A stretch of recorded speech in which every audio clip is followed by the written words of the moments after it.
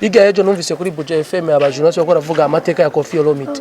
Koffi Olomide iga ejo no yakwijije imyaka 68. Dore ukatugenda ukavuga amateka ya Koffi Olomide, utavuga amateka ya Kidumu, utavuza amateka y'abandi baririmbyi b'u Burundi, ukagufata isazi tatuvuga amateka ya Koffi. Ninda cya kumenya Koffi.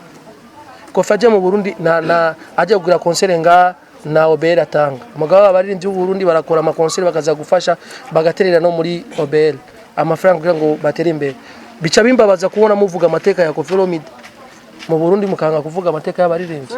Example na gushaka kuba KIREKO w'Igitega Sakubu bebesha muzina rya Sakubu amazi imyaka tutaravuka kina masinema umugabo gushika n'ubu umuravye atanakima YIMARIYE ni kuvuga ati mu Burundi ni bakundi vy'iwabo bakunda vyo hanze.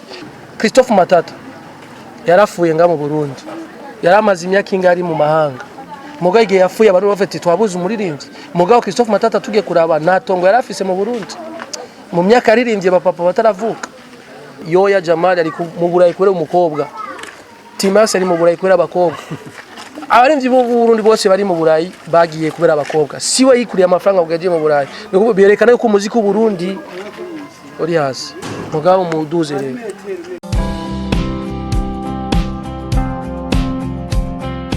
Bakunzi wa Mino TV 257 kuri microphone GBMF Customs umwami wazo tuba twatembereye no musi murinzi wacu murinzi wanyu mukunda cyane osundi ni bien FREEMA aho twamusanze ahantu ari karafungurira akaba ari kumutakura kujya gatatu twashaka tuyage byinshi nawe muri entertainment tumaze byinshi bimvugwa ko kautaragira subscribe cyangwa subscribe zoruwa mbere ko ibiganiro byacu by'amabica misi yose kuri Mino TV 257 twashaka tuyage gato.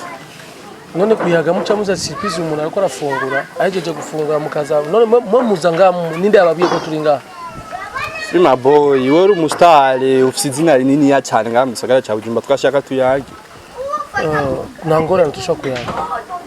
Okay mambo poa urameze neza no mbona unapendeza nuko je namukunyene misi yose.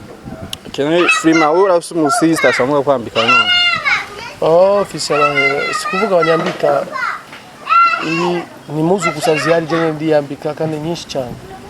Kiato cha make FREEMA gwani changa ico cha make nambara ni 50,000 unajitahidi kwe cha make nyene kwa shira ku kuguru ata mashosheti nambara amashesheti narazimvye none amashita arazimvye cyane yarazimvye.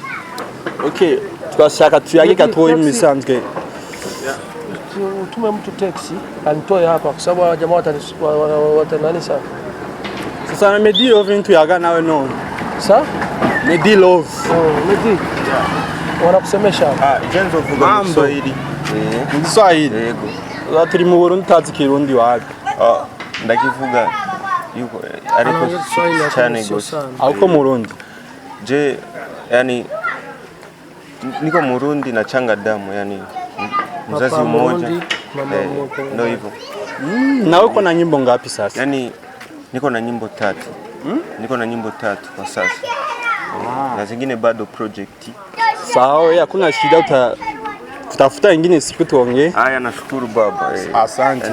Hivi tunataka FREEMA boy. Sawa, ni huyo hapa kweli. Bien FREEMA twashaka tuwaze kwanza ibibazo bitoyi bitandukanye. Kweli iki watangu witwa Bien Fizo?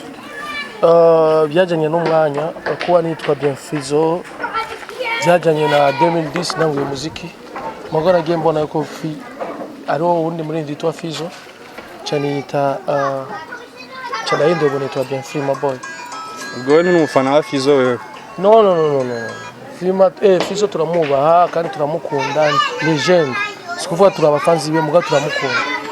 Wayavugishwe uri umufana none wari kwita izina giye utari umufanzi we none genda urabe Cristiano Ronaldo akaba na Ronaldo DiCaprio akaba na Ronaldo bande ja andike genda Fibi wandike Ronaldo uza ba Ronaldo baza kuza none bagiye bose n'abafanzi ba Ronaldo canke ninde yatanguye Ronaldo no izina ni rimwe ego genda wandike Fizo cubona aba Fizo muri Hollande Fizo bande izina ni rimwe ego.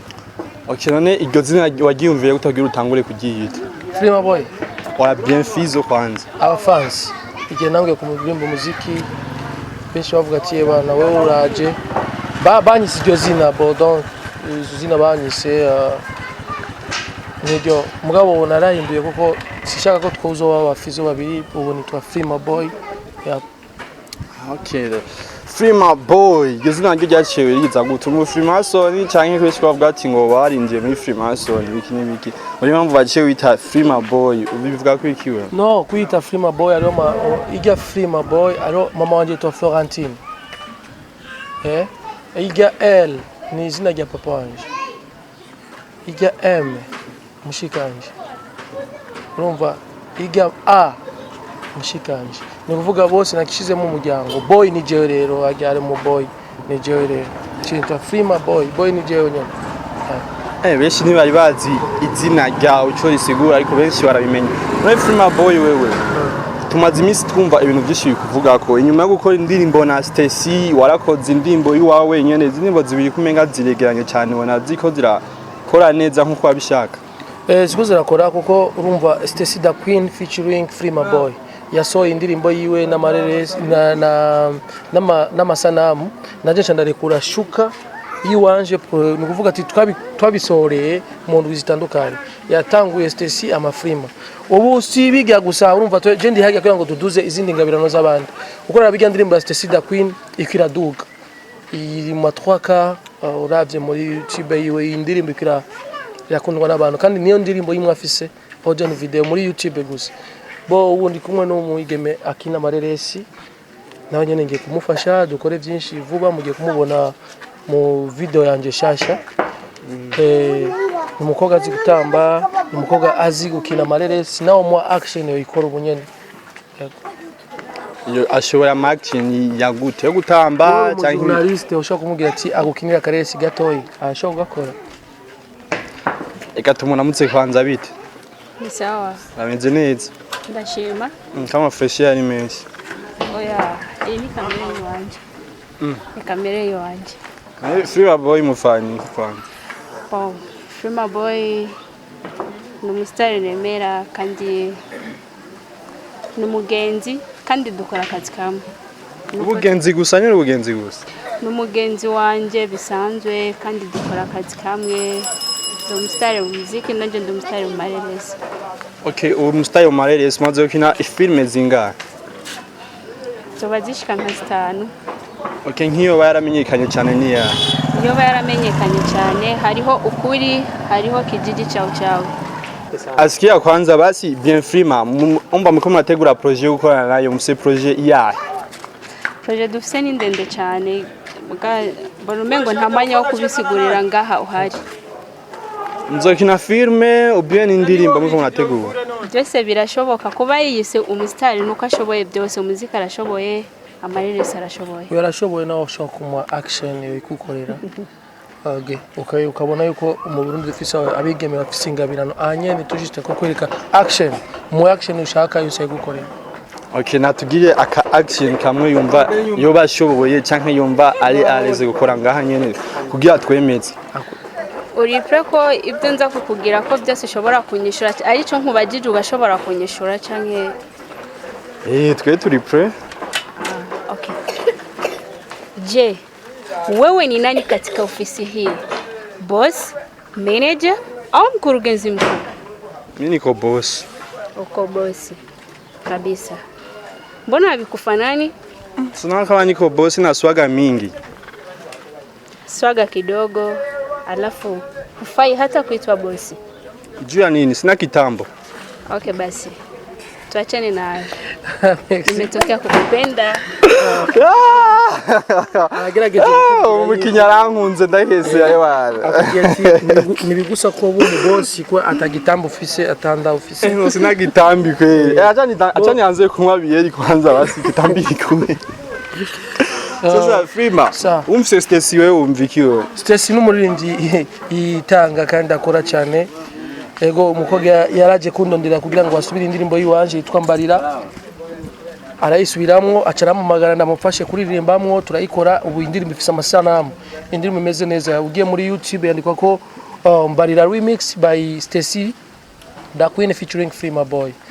Bo jewe ndinga kugira ngo tuduze abandi baririmbyi aho nk'uyu akina amareresi mu Burundi dushaka dusabe abantu bakurikirana ibintu by'amasinema bahereza amasinema icata y'u Burundi apana gukurikirana n'amasezo z'abarabu canke abanyarwanda canke iki abarundi barashoboye abo uravye Kireko example na gushaka kuba Kireko w'Igitega Sakubu besha kuzina rya Sakubu amazi imyaka tutaravuka kina amasinema mugabo gushika n'ubu umuravye atanakima YIMARIYE ni kuvuga ati mu Burundi ni bakundi vy'iwabo bakunda vyo hanze mugabo Kireko akeneye ko azofe afise ikintu YIMARIYE imyaka yakoze ninde adafise nitongo giyo abafanzi bamuguriye abantu abamambre biyo bamuguriye apana yiwe yiguriye ashaka ko afe agira ikintu mugabo nga afuye muzovuga amateka yiwe ugasanga abantu bazorira batamuterereye mu myaka yamaze kina amasinema niyo muvuga ati nibakunde abantu bagira amareresi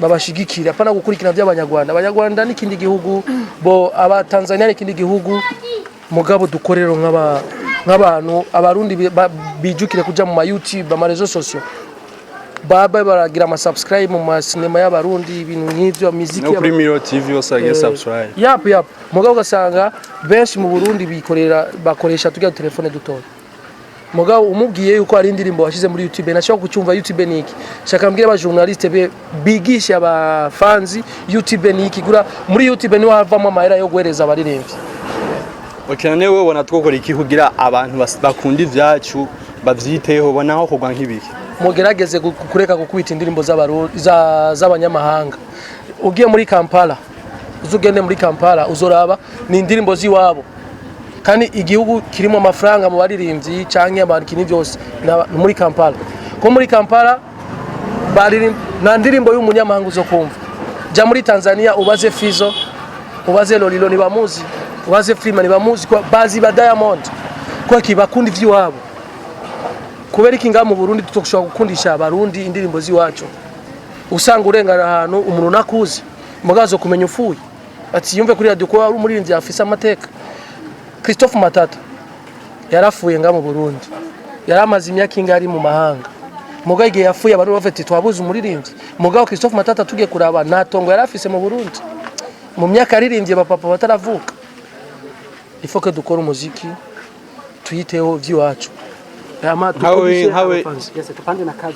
hawe umuririmbyi ubona ari giki twokora kugira umuziki wacu ushike kure uja bukimbira journaliste ndagisubira mu journaliste kundisha umuziki w'iwacu ugusanga mu masale y'amasinema biri mu kinama benshi bagira amasinema imbere yo gutangura indimbo ashira abanyarwanda insiguro isinema z'ikinyarwanda kubiki mudashira amareresi y'abarundi barashoboye kubiki mudashira ko ibintu by'aba muhereze agaciro kiwacu usanga niyo musanga umuririmbyi w'Uburundi ashise kure ugasanga afuye adafise n'umuduga wa 3 millions agenderamo mugabo ugasanga umuririmbyi wigayejo afise itungo Diamond yatanguye imiziki 2010 ubu afise ubutunzi kurusha abarundi b'Uburundi bose kubera iki bakunde ivy'iwabo muganga mu Burundi uteguye concert abafanzi b'u Burundi ntashobora kuza ko ataraza amateka yiwabo ntibashobora kuza batamva rero ara radio amwe aguma duza imiziki yo hanze nibabireke baduze umuziki umuhira sawa okay barumva ibintu bashaka gukora aba journaliste turavyumva muga turagerageza none aba journaliste bona vyikora taco bakora baragikora mugabo bamwe batumvikana gusanga ari radio igayejo numvise kuri BOSE FM aba journaliste bakora vuga amateka ya Koffi Olomide Koffi Olomide ejo no yakwijije imyaka 68 dore ukatugenda ukavuga amateka ya Koffi Olomide utavuga amateka ya Kidumu utavuze amateka y'abandi baririmbyi b'u Burundi ukagufata isazi tatuvuga amateka ya Koffi ninda cha kumenya Koffi aje mu Burundi na aje kugira concert nga na OBL atanga mugabo abaririmbyi b'u Burundi barakora ama concert bakaza gufasha bagaterera no muri OBL amafaranga kugira ngo batere imbere bica bimbabaza kubona muvuga amateka ya Koffi Olomide mu Burundi mukanga kuvuga amateka y'abaririmbyi FREEMA arafise agashavu arashavurira aba media ariko FREEMA ikintu gihari FREEMA n'umuririmbyi asanzwe akora cyane gose aratrava cyane gose akitanga none kweke tubona atani ngendesha ufise atamuduga ndetse atani moto bigenda gute nta mayero uronka mbona ivyo navuze ngaha muzomenya ubuzima bwacu dufuye mugabo kumbure wowe no ukeneye kugira ngo ndongo umuduga iyo ukuravuga ukaja hajya kuri radio cyangwa ukaja kuri televiziyo ukavuza indirimbo z'abarundi ukumvisha yuko abarundi dushoboye nakibuzo ugasanga ingendesha tugenda tukazikodesha ugasanga ingendesha tugenda nasizi wacu n'iz'umuryango sivyo turondereye rero dushaka rero mwe muduze umuziki wacu tuzogendera iwacu mu Burundi n'abaririmbyi bashika bane bafise imiduga yabo bagendesha abandi bagendesha z'imiryango kandi rero abaririmbyi b'u Burundi benshi bari mu mahanga no kubwira batanu b'abaririmbyi yoya Jamal ari mu Burayi kubera umukobwa Timas ari mu Burayi kubera abakobwa abaririmbyi b'u Burundi bose bari mu Burayi bagiye kubera abakobwa siwe yikuriye amafaranga ugaje mu Burayi nuko byerekana ko umuziki w'u Burundi uri hasi mugabo muduze rero. Okay, hari ibintu bikobera kuvugwa ko cyane Stacy ngo hari icyo mwamuhuye ko na Stacy. Stacy da Queen no muririmbyi mugabo na oya apana umuririmbyi mu buzima busanzwe. Mu buzima busanzwe n'umugenzi si nishobora gusohokana na Stacy da Queen twakoranye indirimbo gusa ushobora gusohokana nawe. Ko twumvise ko hari undi muririmbyi mwashukanye kubera urya mukobwa. Akesdan. Oya Fabilove. Oya sinashwana na Fabilove. Ari umuririmbyi inzi yuko twashwanye no tora block yaramblock iranyira mbloka Akesdan. Kubera nakoranye indirimbo n'umushere wiwe. Aya Stacy yakundana na Akesdan. Abo nivyo narinzi kuko nanzi kubizi. Nivyo nyene no muririmbyi twagiye. Ko Stacy nawe aravuga akakundana na Fabilove nawe. Stacy bijyanye n'ibyo bavuga mugabo oya Stacy wenyene yaravyivugiye mu biganiro bagira mu kurisha Stacy yavyivugiye ko ari mukundana na Fabilove kandi bavuga yuko Fabilove mwashwanye kubera Stacy wewe. Fabilove shobora gushwana nawe kuko nituri muri nitujanye ari muri hip hop naje nkaba oya hip hop ni byose mwese murabaririmbyi byose ariko mwarashwanye. Oya kwanza tuandikirana gake na Fabilove ne yuko Fabilove avuga ati ngo wamutwaye umukunzi wiwe nawe ukavuga ati ngakundana na Akesdan Stacy nawe akavuga nakundana na Fabilove urumva ariko bakina amafilme rero bo ni urabona abaririmbyi b'u Burundi benshi babigeme amaze kumenyekana nico kibica tusanga amaze kuronga izina gatoyi gusa atashaka kugendana n'abandi baririmbyi bagenzi biwe rero ivyo rero nshaka kubahanura abaririmbyi b'abakobwa bo muziki ni kwitanga nube nk'abandi babakuriye Stacy da Queen jewe twakoranye igikorwa gusa na rukundo dufitanye. Okay, akantu ko gusezera abafanzi bawe ni giki wabwira ku ndimbo Shuka uyoka gusohora? Yego nasohoye indirimbo yanje Shuka itwa Shuka by FREEMA boy ni indirimbo imeze bien injira YouTube uyibonera umukobwa nakoresheje umukobwa wo muri Kenya. Yego umukobwa atamba irekura dushaka umuziki wa East Africa. Shaka umuziki wacu ushike kure mu makungu. Tugerageza gukora indirimbo benshi bashaka biganye n'abantu bashaka bigezweho nivyo dukora. Injira muri account ya channel yanje FREEMA boy YouTube wandike Shuka uzibone video nshasha ugire subscribe uza kubona byinshi cyane dukora umuziki. Ubwira abafanzi bagire subscribe kuri Miro TV +257 Miro TV reka mbwire abafanzi banje cyangwa abafanzi b'u Burundi mugire subscribe kuri televiziyo Miro TV n'abantu bitanga barondera abaririmbyi bashaka kumenya ubuzima bw'abaririmbyi aho baba bo donc je ndivukira ngabo mutakura anyene kuri 13 mugabo ubu Imana aramezagiye mbi wanje muri Rohero.